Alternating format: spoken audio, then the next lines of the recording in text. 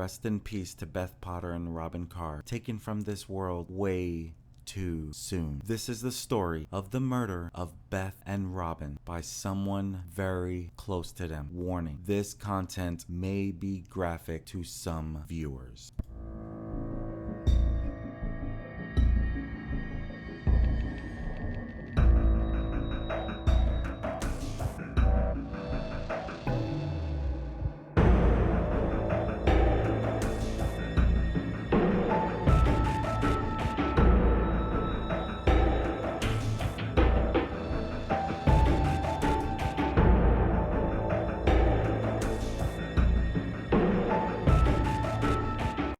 March 31st, 2020, at 6:28 a.m., University of Wisconsin-Madison Police Officers and City of Madison Police Officers were dispatched to the University of Wisconsin Arboretum in the City of Madison, Wisconsin, in reference to a report from two separate joggers that there were two human bodies lying just off the shoulder of the roadway and were covered in blood. City of Madison Police Officer Dustin Palin responded to the Arboretum at approximately 6:41 a.m.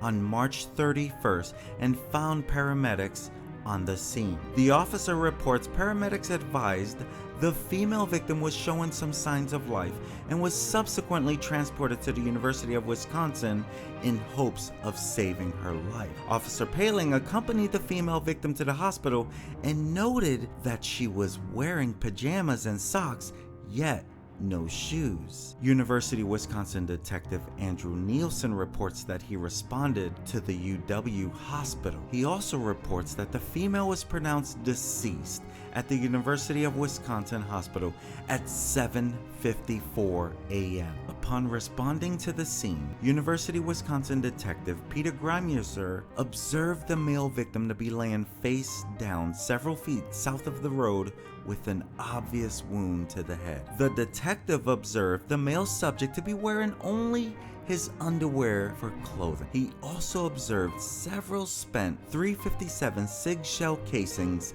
in the area immediately around the male victim and where the female victim had been located. The detective also observed blood spatter and pooling, indicating a likelihood that the victims had been shot at that location. On March 31st, the detective spoke with a woman who lived near the Arboretum who reported that she had been using an electric device between 11:02 p.m. and 11:12 p.m. the night before on March 30th. She heard what she believed were two gunshots, a pause for 5 seconds, and then 4 to 5 more gunshots coming from the direction of the Arboretum in that time period. On April 1st, Dane County Chief Medical Examiner Dr. Vincent Tranquita, a forensic pathologist, conducted an autopsy of the male victim found that previous day. The doctor would identify the male victim as Robin Carre. After conducting the autopsy, Dr. Tranquita reported to Detective Nielsen that Robin Carre died of homicidal violence, specifically a gunshot wound into the left side of the head near the ear. The doctor reported the gunshot appeared to be fired from close range. That same day, April 1st, 2020, Deputy Chief Dane County Medical Examiner Dr. Rogowska, a forensic pathologist, conducted an autopsy of the female victim that was found in the Arboretum on that previous day.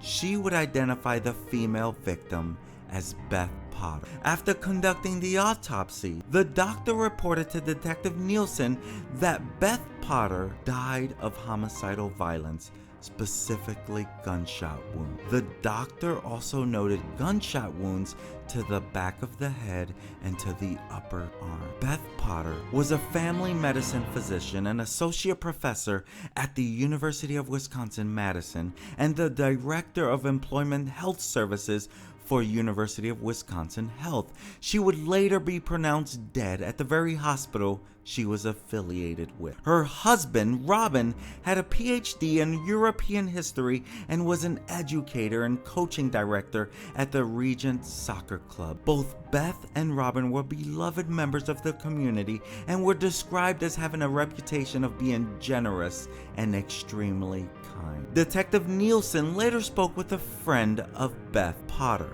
and the friend advised that she and Beth Potter took a walk together on March 30th at approximately 5:30 to 6 p.m. They talked about work and talked about Beth Potter's daughter, Miriam Potter Carre, and her boyfriend, Carre Sanford. Carre came from a challenging background. He had experienced homelessness, significant childhood trauma, conflicts with his previous foster parents, and had attempted suicide on several occasions preceding the murder. According to court documents and interviews, Carre and Miriam also had an extremely turbulent relationship and were frequently in conflict with Miriam's parents, Beth and Robin Carre. Miriam testified that Carre had told her he felt like a slave, living under the rules set by Miriam's parents. On the stand, Miriam told the court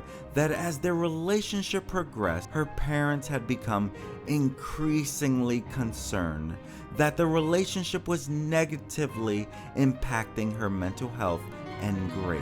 Miriam read a text exchange between them where they both expressed their annoyance with Miriam's parents. They referred to them in the text having a white savior complex, to which Carre responded via text that it was cool because they were gonna die. Miriam claimed that she did not take his statement literally because Carre had a pattern of using violent language when he was upset. Her friend said Beth Potter told her that her husband, Robin Carre, had just moved them out of their house and into an Airbnb. Her friend said the reason for moving Miriam and her boyfriend Carre Sanford out was that they were not following Beth Potter's and Robin Carre's social distancing rule due to concerns on the coronavirus. Beth Potter had said her daughter and daughter's boyfriend instead were going off on their own and not staying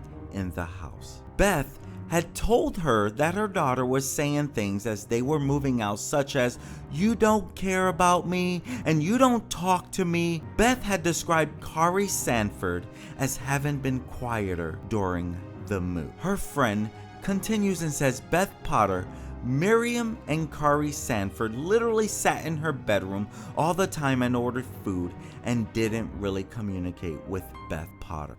The friend thought more bad stuff was going on, but Beth Potter didn't tell her. She said Beth Potter doesn't usually get frustrated, but was clearly frustrated during their conversation. Detective Nielsen conducted an interview of someone identified as NK in the charging documents, who was Beth Potter's supervisor at University of Wisconsin Hospital and Clinics, the same location that she was pronounced deceased. She advised Beth Potter had told her previously that her daughter, Miriam Potter Carre, and her boyfriend Carre Sanford were not respectful to her. The supervisor knew that Beth Potter's medication put her at greater risk of infection and she had a need for social distancing, and that was why they moved Miriam and Carre to an Airbnb rather than letting them continue to reside in the family home. She stated Beth had expressed her bad feelings about Carre Sanford. The supervisor shared that Beth was usually very calm, but lately had been acting stressed and not like herself. On March 31st, City of Madison Police Detective Jamie Gran, top left, and Detective Grimeser conducted an interview of Miriam, who was identified verbally at the University of Wisconsin Police Department. Pictured at the bottom is Miriam. Miriam, she stated to Detective Gran and Grimeser that her adoptive parents, Beth Potter and Robin Carre, had rented her an Airbnb unit at 213 Sunnymead Lane, the City of Madison, Dane County, Wisconsin, for the past 2.5 weeks leading up to this incident, while she looked for a permanent apartment. She told Detective Grimerser that her parents did this because she did not want to self-quarantine due to the coronavirus outbreak.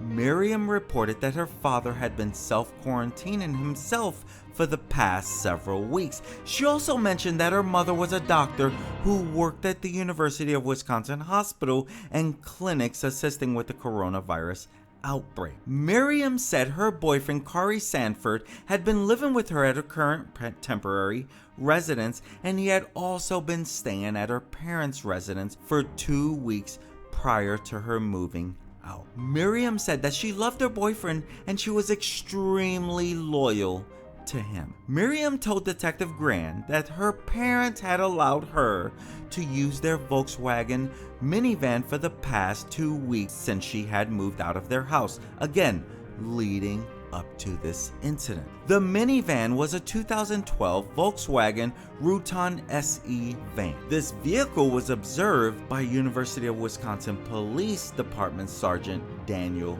Bergoni, where he saw this vehicle parked behind 213 Sunny Mead Lane on March 31st, the same address of the Airbnb that her parents had rented for them. The sergeant saw it there on March 31st. Detective Grimerser, he reports that Miriam stated that she was with Carre Sanford the entire night of March 30th through the morning of March 31st, and that neither of them had left the Airbnb after approximately 10:15 p.m. Miriam said she and Sanford had spent the evening watching the movie Hangover 2 prior to going to sleep for the evening while together in the Airbnb at Sunny Mead Lane.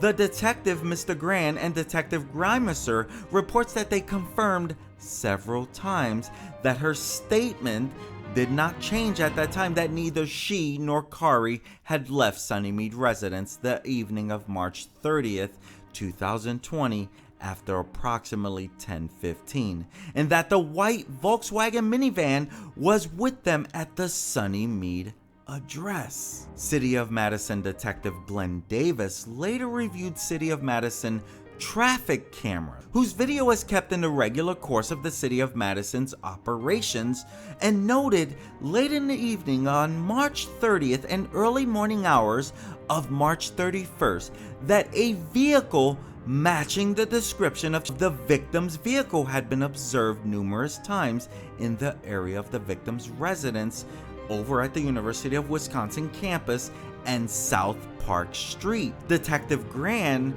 looked at some photographs of the white Volkswagen minivan and compared them to the camera footage that was collected by Detective Davis, showing a similar van near the Arboretum and the victim's residence during that time. Detective Grant notes that the van had a unique combination of 5 bumper stickers on the rear hatch, including a large yellow bumper sticker on the driver's side rear hatch. The white van depicted in the street camera videos contains the identical unique bumper sticker that looks to be the exact same one as the van in Miriam's possession the night of the homicide. This is a still image showing the van at Park and West Washington at 12:19 a.m. on March 31st. Again, they said they never left the Airbnb. A forensic search of Miriam's cellular telephone was conducted by Detective Matt Schermacher, who is a trained digital forensic analyst, and this was done on April 2nd, 2020.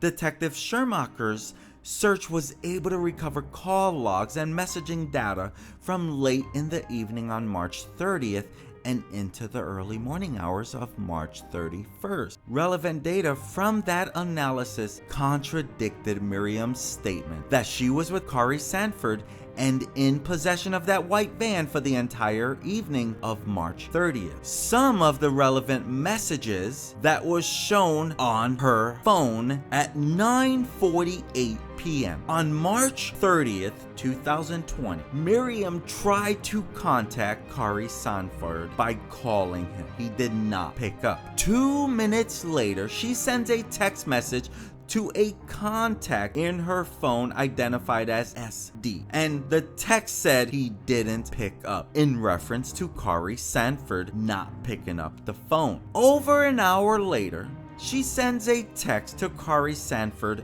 again, and she says, "At least bring back the car and have someone get you from here.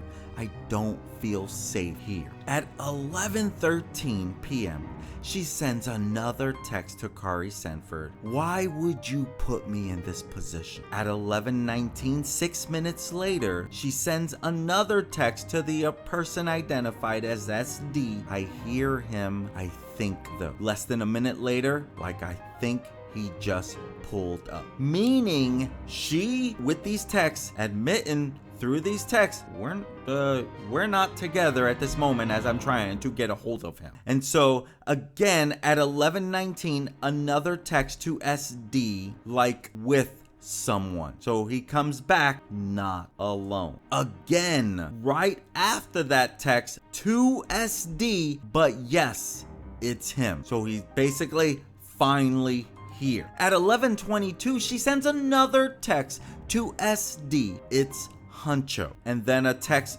right after, "His friend got into a situation." Then another text 4 minutes later, "I want to cry RN for right now, but I'm also in an apartment with them and it's literally 2.5 rooms, so that is fun." On April 4th, Wisconsin Department of Justice Special Agent Kenneth Folkers conducted an interview of someone identified as DF. That was the initials in the document. The friend indicated that he was friends with both Miriam Potter Carre and Carre Sanford and a classmate at Madison West High School. DF told Agent Folkers that he overheard a discussion between Miriam and Carre in a ceramics class at West High School shortly before school was canceled in March 2020. School was canceled because of COVID, during which Miriam discussed with Carre the idea of how they could get money. DF reported hearing Miriam tell Carre Sanford that her parents had bands of money and that they were rich. DF says bands likely meant thousands of dollars in cash. And so a forensic search conducted by Detective Schermacher of her cell phone also revealed that on March 8th, a photo of Carre Sanford pointing what is believed to be a GLOCK handgun at the camera was sent from Miriam's cell phone to Carre's cell phone, which matches a photograph sent from Carre to Miriam. You are looking at the photo that he is in with his GLOCK. Now, on April 3rd, Wisconsin Department of Justice Special Agents Marshall Ogren and Mr. Folkers, they interviewed Elijah LaRue, who was reported by DF to go by the nickname Huncho. Remember, she sent a text to her friend SD that he was here with Huncho. DF reported to Agent Folkers that Carre Sanford informed him that Huncho was with him the night of March 3rd. During the course of that interview, detectives obtained verbal consent from LaRue to take and have a digital forensic examination done of his phone. He's given permission. Detective Kyle Van Haren, a trained digital forensic analyst, was able to extract GPS location that was stored on the device that would indicate where that device was on a specific date and time. So when reviewing that data, Detective Van Haren observed that the device had GPS coordinates placing it in locations and times of interest in the investigation. And those times and locations include March 30th, 2020, prior to approximately 9:30 p.m. LaRue's phone shows him in the area of his own residence located at 614 East Johnson Street in Madison, Wisconsin. At 9:30, his phone shows multiple locations over a short period of time, indicating that he was moving in his vehicle and the direction of travel is westbound in the area of East Gorham Street as it turns into University Avenue and then goes south in the area of Highland Avenue near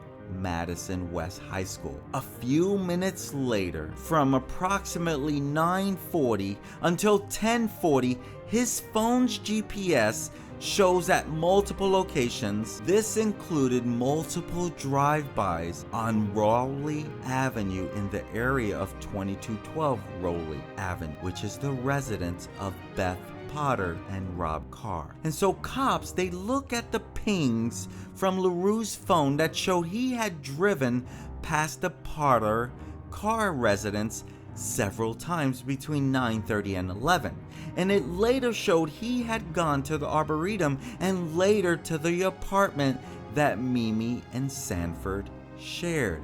At approximately 11:20, his phone's GPS shows multiple points in the area of 213 Sunny Mead Lane. On April 3rd, 2020, a private citizen and an employee of a school and church that was located at 2121 Rowley Avenue came to the University of Wisconsin-Madison Police Department and provided surveillance video of the church, which was kept by the church in the regular course of its business. And the church and its school have exterior surveillance cameras. Detective Van Haren spoke with the citizen who advised that after they heard about the homicide and the general request for any information, they requested that their network and system administrator IT to export their surveillance video. The citizen verbally advised that he consent for the University of Wisconsin Police Department to review that video that he freely provided for investigative leads. The church is approximately 1 block east of 2212 Rowley Avenue, the residence of Robin Carre and Beth Potter. Detective Van Haren reviewed the surveillance footage and observed a white van consistent with the van registered to Robin Carre traveling on Rowley Avenue past the Potter Carre residence multiple times right around 9:43 p.m., 9:53 p.m., then 9:59 p.m. eastbound turning northbound, and then again at 10:05 p.m. The detective, Mr. Van Haren, also observed at approximately 10:53 p.m. headlights of a vehicle turning north at the intersection from traveling eastbound on Rowley Avenue. The footage of the movements of the van were consistent with the dates and times of the GPS coordinates of Elijah LaRue's phone. During this time, there was very little traffic and the vehicle was the only one observed on the footage during those time period. From the UWPD milestone camera system of areas around the campus. This video is kept in the regular course of their official duties, so they would have this on hand. And on multiple different cameras and locations, he observed a white van consistent with the van registered to Robin Carre traveling on the streets in and around campus that were consistent with the GPS coordinate, placing LaRue's cell phone at various locations and time. During an April 4th interview of citizen witness DF, as described in the charging documents, DF told Agent Folkers that on March 31st, Carre had stopped by his house and appeared somewhat excited and frantic. DF describes Carre as pacing around the room and sweating. The witness reports that Carre made a phone call to LaRue that he could overhear. And he says that Carre Sanford said to LaRue that he had heard on the social media that one of the victims in the Arboretum shooting was in the hospital and possibly alive. The witness said that Carre said over the phone, "I swear I hit them. How did they survive?" and was excessively sweating. The witness reports that Sanford made statements on the phone indicating that he was scared that a victim could have survived that would implicate him in the homicide. And this witness reports to Agent Folkers that Carre Sanford then got off the phone and told him that he had shot the people in the Arboretum. DF reports that Sanford said he had shot them in the back of the head. The witness DF reports that Sanford told him that LaRue was with him during the shoot. Detective Grimerser, he knew as of this time, April 4th, when the interview was being conducted, that the only publicly released information concerning the victims' injuries was that they had died of homicidal violence. And so the information that he was receiving was seeming very accurate. But since it was so accurate but not publicly released at the time, DF reports that Sanford asked him to assist in hiding the gun. DF refused to assist. On April 5th, Officer Vincent Mulvey made contact with another witness who lives next to the Airbnb on Sunnymead Lane where Miriam Potter Carre and Carre Sanford were residing the night of March 30th through March 31st. And this witness believed that they may have surveillance video of the two suspects returning to the Sunnymead Airbnb following the murder. And so the witness reported that this video shows a white van entering the neighborhood the night of March 30th. Two individuals walk out of the van, and those individuals throwing items into the woods south of his property. And so on that same day, April 5th, law enforcement officers searched the woods near the Sunnymead Airbnb and where the witness has his property. And the next officer, Derek Austin, he locates a crumbled up piece of mail addressed to Beth Potter at her Rowley Avenue address and a cell phone that appears to have been purposefully broken. Carre and Elijah were both arrested on Friday, April 3rd, 2020 by Madison Police in connection with the murders of Beth Potter and Robin Carre, and they were later charged on April 16th, 2020. Investigation following the murders revealed through surveillance footage and cell phone data that the white van that was loaned to Miriam and Carre by her parents and that was driven by Carre on March 30th had visited both Beth and Robin's residence as well as the Arboretum on the night of the murders. Further analysis revealed that Carre's friend Elijah's cell phone records were consistent with the coordinates of Carre in the van. During Carre's trial, which began on May 17th, 2022, Elijah, now a key witness for the prosecution, told the court that he had known Carre since middle school and that although he had been present the night of the murders, he had no prior knowledge of Carre's plan to kidnap and kill Beth and Robin. Like Miriam and Carre, Elijah was also enrolled at West High School at the time of the murder. According to his testimony,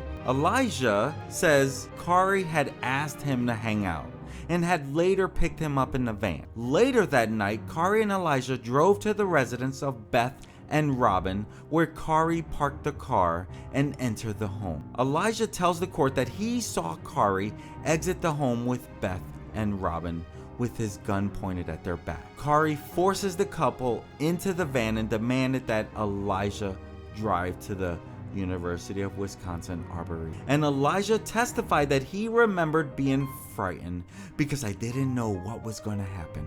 There was a gun involved and people I didn't know. Elijah recalled that during the car ride, Carre berated the couple with questions, asking the male and female why they didn't care for their daughter. Elijah further stated that Beth had attempted to answer, but Carre refused to allow either of them to speak. After they arrived at the Arboretum, Elijah said that Carre quickly exited the vehicle, ordered Beth and Robin to get out, and then proceeded to shoot Robin first, followed by Beth. Carre then demanded that Elijah drive them both back to the Airbnb. Beth and Robin were left behind at the Arboretum. The prosecution would argue that on March 30th, Carre and Elijah had driven to the Carre residence, kidnapped the couple at gunpoint, and then forced them into the van. The van was then driven to the Arboretum, where Beth and Robin were both shot in the head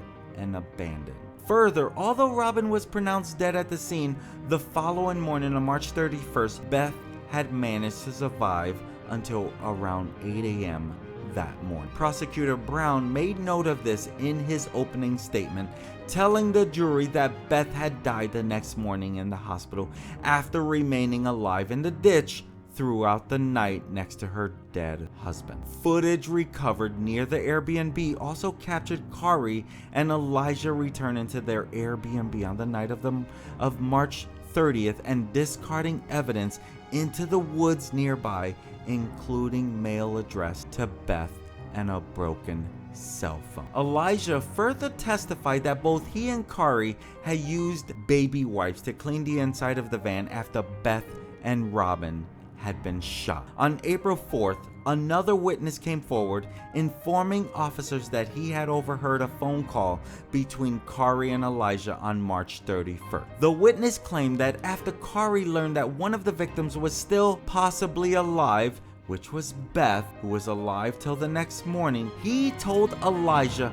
"I swear I hit them. How did they survive?" Carre also allegedly told the witness that he had shot both victims in the back of the head and that Elijah had been present during the shooting. Additional surveillance video was also produced during trial that captured Carre at an ATM using the victim's debit cards days after the murder. The footage showed Carre attempting but failing to withdraw several denominations of $300 because he did not have the card's PIN number. There was other evidence that came from the digital forensics that was analyzed on Carre's phone during the night of the murders and shortly after them. And phone records did show that Carre had Googled the address of Beth and Robin's residence using the Wi-Fi at McDonald's, and that his phone was connected to the Carre home Wi-Fi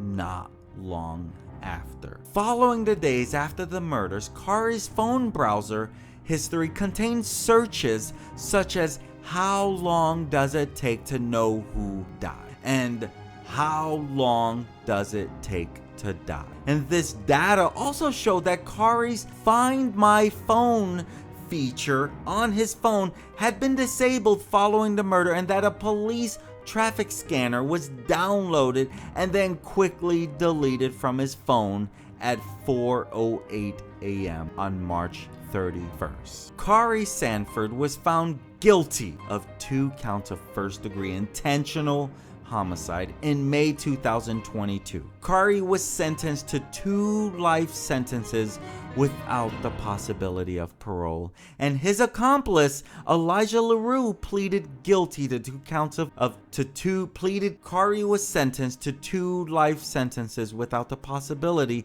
of parole, and his accomplice Elijah LaRue pleaded guilty to 2 counts of felony murder, kidnapping as a party to a crime. Elijah was sentenced to 8 years, followed by 10 years of supervised release.